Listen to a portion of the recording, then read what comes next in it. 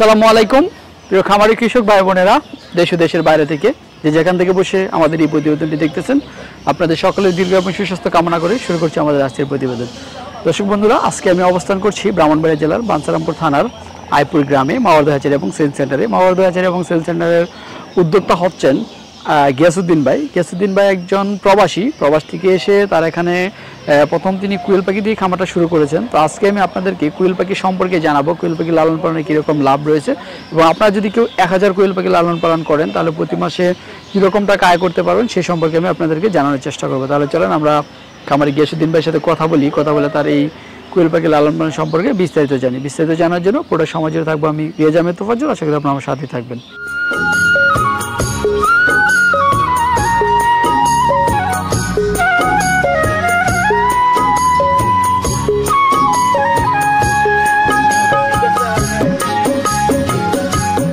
আসসালামু আলাইকুম। ওয়ালাইকুম আসসালাম ওয়া রাহমাতুল্লাহ। ভাই কেমন আছেন? জি আলহামদুলিল্লাহ। চেহারা দেখে মনে হচ্ছে বেশ খুশি, কিন্তু আমিও আপনাকে দেখে অনেক ভালো লাগতেছে, মানে আমার মনটাও ভালো হয়ে গেল। আর আরো বেশি ভালো লাগতেছে আপনার এখানে দেখলাম ছোট ছোট কোয়েল পাখিগুলো আপনি বোর্ডিং করতেছেন, এগুলোকে আমি হাত দিয়ে ধরলাম, আমার কাছে খুবই ভালো লাগলো, অনেক কিউট বাচ্চাগুলো। না আপনার ছোটবেলা কোয়েল পাখির বাচ্চাটা আপনার দেখলে আসলে এত কুইট লাগে, এত ভালো লাগে। এই যে আপনি এনিমেল দেখেন বোর্ডিং চলতেছে, এই যে দেখেন আপনার পুরো ঘর বোর্ডিং চলতেছে। হ্যাঁ আপনার পুরো ঘর বোর্ডিং চলতেছে।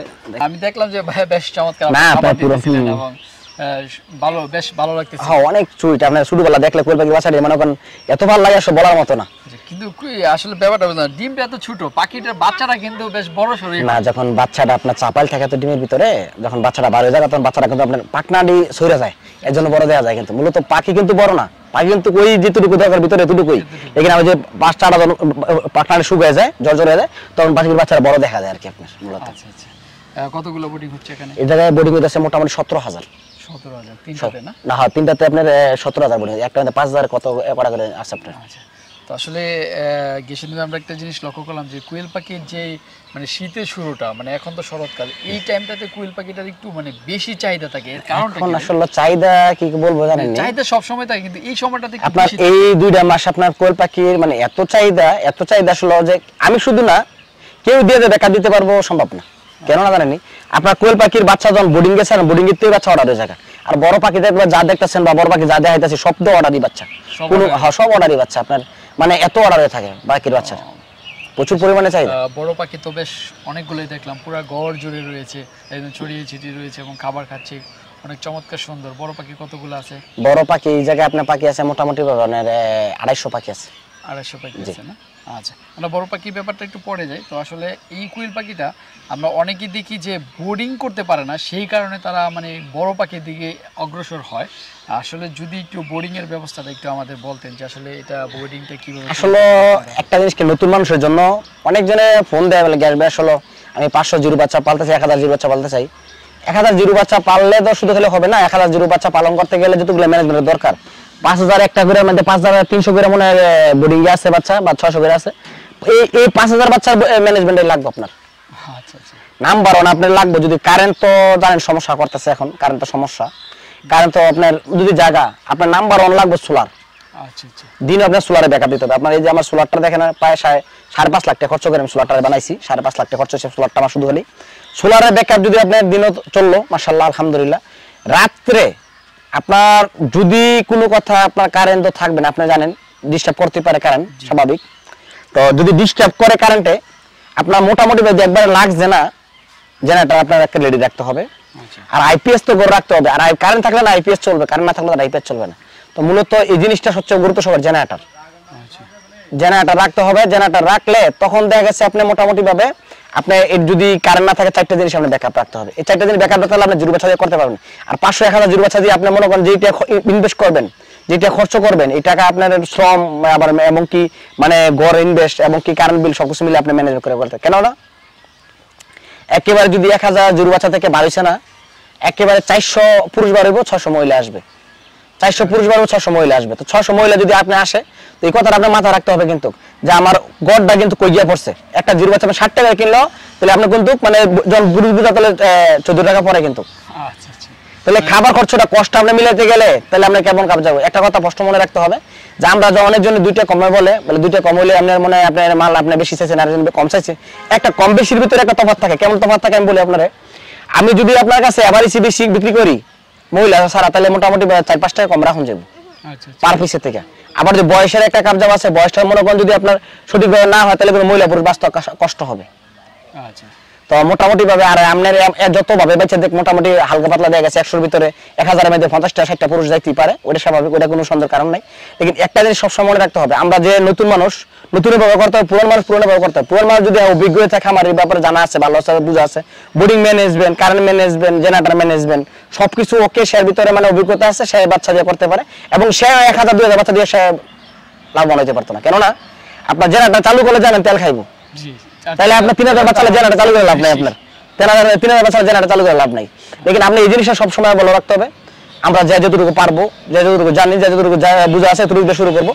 আমাদের সবচেয়ে গুরুত্ব সবার হবে জিনিসটি আর কি, বোর্ডিং এর ব্যাপারটা এবং ম্যানেজমেন্ট ব্যাপারটা। হ্যাঁ, আচ্ছা, বোর্ডিং তার মানে বোর্ডিং করতে গেলে একটু ঝামেলা, সেই কারণে আপনারা সাজেস্ট করেন যে যারা বেশি বাচ্চা নেবেন তারা 0টা নেন, আর যারা অল্প 1000, 2000, 3500 নেন তাহলে আপনারা যে বোর্ডিং কমপ্লিট বা 30 দিন বা 35 দিন ওই বাচ্চাটা। হ্যাঁ, ওটা খামারের সাথে যোগাযোগ করে এবং কি খামারেতে আইসা দেখে বুঝা নিল সবচেয়ে ভালো আর কি।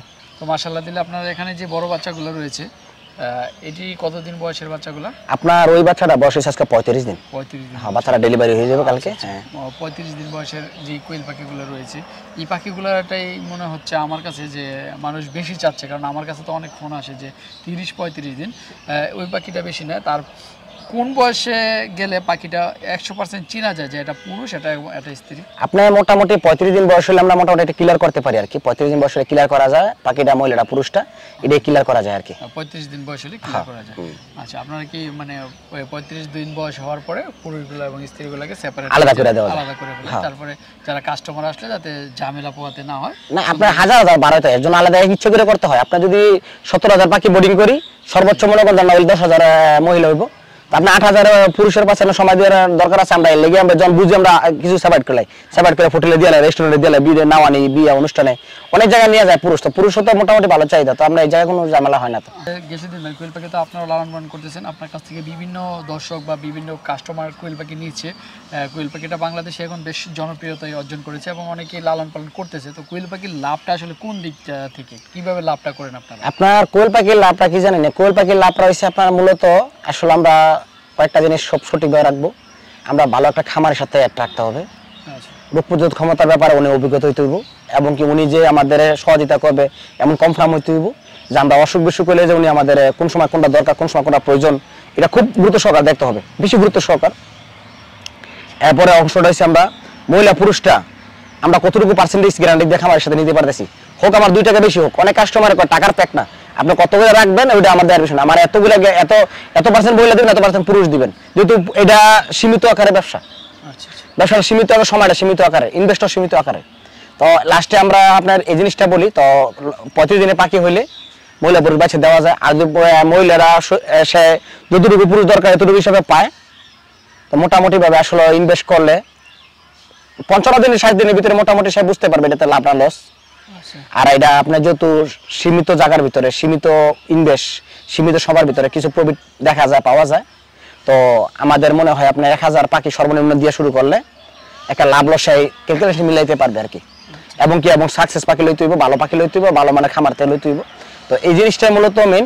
আর ম্যানেজমেন্টটা করলে তো আবার খামারে কেমন লাগবে, ম্যানেজমেন্টটা খামারে দরকার লাগবে। কোন সময় মোরে হাসি কাশি আছে, ঠান্ডা আছে, অথবা জিম ধরে রয়েছে, অথবা পাকনা ফুল্লা লইছে, এসব জিনিসটি বুঝতে হবে, খামার থেকে পরামর্শ নিতে হবে।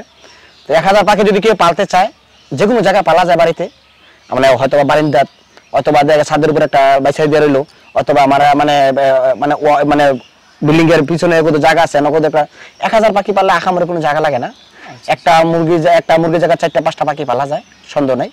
তো মোটামুটি ভাবে যদি কেউ পালতে চায় তো আল্লাহর রহমত করে সব ঠিক থাকে, ডিমের প্রোডাকশন ভালো থাকে, সেল দেওয়ার মতো ম্যানেজমেন্ট জায়গা থাকে, এবং কি সে আপনার ডিমের প্রোডাকশনটা যদি ভালো পায়, এবং কি যে দামের একটা কষ্টের ব্যাপার স্যাপার আছে অনেক জায়গায়, এটা কিন্তু পয়সার ব্যাপার স্যাপার। এটা কিন্তু মুরগি দিয়ে ডিম না, একটা ডিমের দাম 15 টাকা, এটা পাখি পয়সার ব্যাপার স্যাপার আছে, পয়সার হিসাব করতে হয়। তো মোটামুটি 14-15 হাজার টাকা 1000 প্যাকেট থেকে ইনকাম করতে পারবো, কোনো সন্দেহ নেই ইনশাআল্লাহ। 60 দিনের ভিতরে মোটামুটি ব্যবসায় লাভ লসটা হিসাব কিতাব মিলাতে পারবো ইনশাআল্লাহ। আচ্ছা আচ্ছা, তো ঠিক আছে গিয়াসউদ্দিন ভাই, আপনাকে অসংখ্য ধন্যবাদ অনেক সুন্দরভাবে আমাদেরকে বুঝিয়ে দেওয়ার জন্য। ভালো থাকবেন, আসসালামু আলাইকুম। আপনাকে ধন্যবাদ, দেশবাসীকে ধন্যবাদ। ওয়ালাইকুম আসসালাম ওয়া রাহমাতুল্লাহ।